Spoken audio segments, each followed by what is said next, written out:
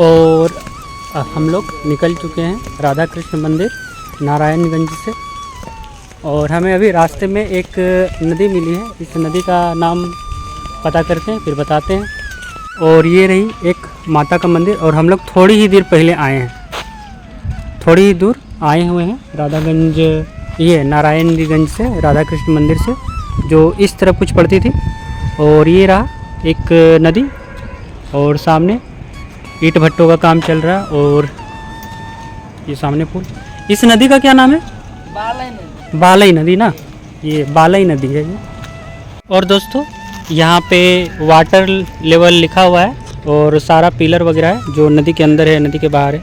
और यहाँ पे सारा कुछ लिखा गया है कि कितना पानी है बाढ़ वगैरह में, सारा कुछ इसी से पता चल जाता है। और कुछ ऐसा दिखता है ये बालई नदी पुल के। ये दूसरी तरफ से भी दिखाता हूँ नज़ारा, ये रहा पुल के दूसरी ओर से नज़ारा बालई नदी का। और यहाँ पे बच्चियों को परिक्रमा वासियों द्वारा दान दिया जा रहा है। दान के रूप में बोतल हो गया, कपड़े हो गया, बिस्कुट, ये सब दान के रूप में दिया जा रहा है स्कूल के बच्चियों को। नर्मदे है आपका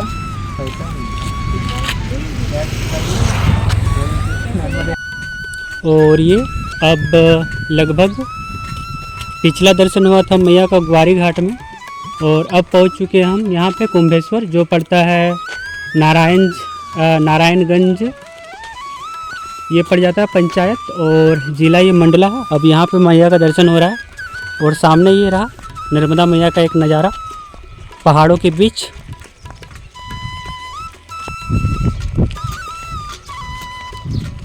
और यहाँ पे मैया से एक छोटी सी नहर कनेक्ट हो रही है, जिस पे बच्चे नाव चला रहे हैं। और कुछ इस तरह का एक नज़ारा है पूरे चारों ओर का। और यही सामने आगे कुंभेश्वर मंदिर है, कुंभेश्वर महादेव जी का मंदिर, वहीं पे अभी पहुँच रहे हैं हम लोग, क्योंकि हैं कुंभेश्वर घाट। और ये रहा सामने कुंभेश्वर मंदिर, और सामने मैया, और एक वहाँ पे जो छोटा सा टापू टाइप मान सकते हैं, वहाँ पे भगवान शिव का एक शिवलिंग है। और सामने अभी खेती चल रही है। और सामने ये गायत्री मंदिर है, क्योंकि मंत्र चल रहा है माता गायत्री का, ओम भूर्भुवः स्वः तत्सवितुर्वरेण्यं भर्गो देवस्य धीमहि धियो यो न प्रचोदयात्। और यहाँ पे दीवारों पे लिखा हुआ है वृक्षारोपण है प्रकृति का मान, आओ पेड़ लगाकर करो इसका सम्मान। तो पेड़ जरूर लगाइए। और यहाँ भी लिखा हुआ है सामने नर्मदा माँ की एक ही इच्छा, प्राकृतिक किसी करे हर बच्चा। तो आप लोग भी दोस्तों केमिकल का कम थोड़ा सा यूज कीजिए, ताकि नदियों को कम खतरा पड़े, क्योंकि जो केमिकल वगैरह है लास्ट में बह के नदियों पे ही आते हैं, जिससे पानी भी दूषित होता है नदियों का। कुंभेश्वर घाट से ये रहा एक मैया का सुंदर सा नज़ारा, और कुछ इस तरह यहाँ पे मैया दिखती है। और ये भगवान शिव का एक मंदिर, और ये रहा कुंभेश्वर घाट, नमामि देवी नर्मदे लिखे हुए हैं। और ये एक सामने एक और मंदिर, ये रहा कुंभेश्वर महादेव जी का मंदिर सामने से। इस पे जो शिवलिंग है इस पे ओम है, और ऊपर में वासुदेव जी भी हैं। और ये थोड़ी सी आगे बढ़े होंगे चिरी गांव पे आए होंगे, और ये बहुत ही सुंदर नज़ारा दिख रहा है दोस्तों चिरी गांव से मैया का। ये रहा कुछ सामने का नज़ारा।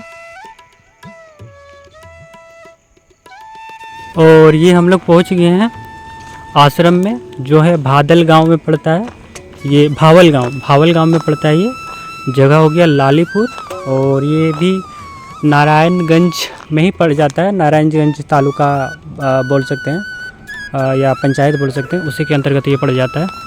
और ये कुछ इस तरह से ये आश्रम दिखता है। और नारायणगंज पड़ जाता है, जो जिला है वो पड़ जाता है मंडला जिला में, राज्य मध्य प्रदेश। और कुछ इस तरह का आश्रम है,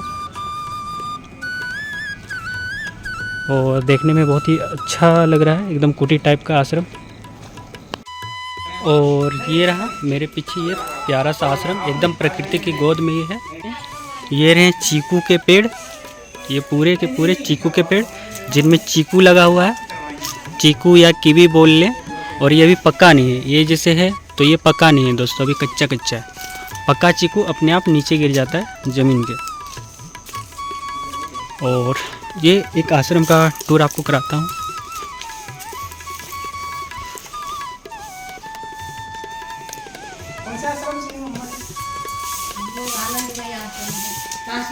और ये हमारे महाराज जी जो सेवा दे रहे हैं आश्रम में, नर्मदे हर महाराज जी। और ये छोटे सेवाधारी, ये भी समय के साथ अगले जनरेशन अगले जनरेशन के लिए तैयार हो रहे हैं। हाँ तैयार हो रहे।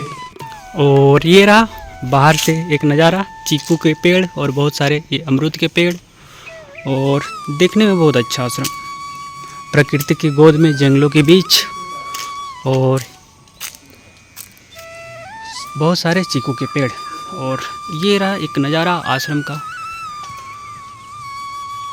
और ये रहा सामने गेट, गेट से बाहर जाने का एक बांस का गेट दिखाता हूँ।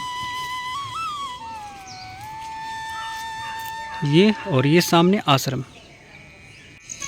और ये सामने छोटा सा शिव मंदिर आश्रम में। यथा सर्वगतं स्वच्छादाकाशं नोपलिप्यते सर्वत्रावस्थितो देहे तथात्मानोपलिप्यते। निराकारी जो पुजारी होते हैं, निराकार से ध्यान लगाने में बैठते हैं, वो शिव का ही ध्यान लगाते रहते हैं, वो मिट्टी का ब्रह्म। जिस प्रकार सर्वत्र व्याप्त आकाश सूक्ष्म होने के कारण लिप्त नहीं होता, वैसे ही देह में सर्वत्र स्थित आत्मा निर्गुण होने के कारण देह के गुणों से लिप्त नहीं होता। यथा प्रकाशते का कृष्ण लोक में रवि क्षेत्रम क्षेत्री तथा कृष्णम प्रकाशयति भारत। हे अर्जुन, जिस प्रकार एक ही सूर्य इस संपूर्ण ब्रह्मांड को प्रकाशित करता है, उसी प्रकार एक ही आत्मा संपूर्ण क्षेत्र को प्रकाशित करता है। क्षेत्र क्षेत्रज्ञयोरेवम् अनंतरं ज्ञान चक्षुषा भूत प्रकृति मोक्षं च ये विदुरयान्ति ते परम। इस प्रकार क्षेत्र और क्षेत्रज्ञ के भेद को तथा कार्य से प्रकृति से मुक्त होने को जो पुरुष ज्ञान नेत्रों द्वारा तत्व से जानता है। कैसे? ज्ञान नेत्रों द्वारा। वो ज्ञान नेत्र कब खुलते हैं? बार बार गीता पढ़ेंगे तो ज्ञान नेत्र। कल जब अपन एकादश अध्याय पढ़ रहे थे तो दंष्टाकरालानि च ते मुखानि, बड़े बड़े दांत हैं, है ना, बड़े बड़े दांत हैं। प्रकृति में दांत अपन ने भगवान के नहीं देखे। ऐसे ऐसे तो जब अपन देखते हैं, जो जहाँ जहाँ अपन ने मूर्ति में स्वरूप देखा तो बड़ा सौम्य, और वास्तविक देखा जाए जितनी क्रेन लगी हुई है, क्रेशर लगी हुई है, एटमिक एनर्जी लगी हुई है, ये दांत है। विकराल रूप में ये क्या है? दांत है, एटमिक एनर्जी प्रकृति के साथ में। वो इस पंच तत्व शरीर रूप में नहीं, प्रकृति के 5 तत्वों के अंदर हमने आकाश में भी एटमिक एनर्जी रखी है, और पृथ्वी में भी रखी है, और जल में भी पंडियों के साथ में रखी हुई है। ये दंष्ट्राकरालानि, बहुत भयंकर विकराल दांत हैं। एक एक दांत के अंदर अपन चूरे होते चले जा रहे हैं, बड़ी बड़ी सड़कें बिछा रहे हैं, पहाड़ खोद रहे हैं, आदि आदि। ये क्या है? विनाश की तैयारियों में है, ये विनाशकारी दांत है। इस प्रकार क्षेत्र और क्षेत्र के भेद को तथा कार्य से प्रकृति से मुक्त होने को जो पुरुष ज्ञान नेत्रों द्वारा तत्व से जानता है, तत्व से जानते हैं, वे महात्मा जन परम ब्रह्म परमात्मा को प्राप्त होते हैं। जब ऐसे ऐसे समझेंगे, जब ऐसे ऐसे सुनेंगे, तब भगवान की तरफ मन जाएगा।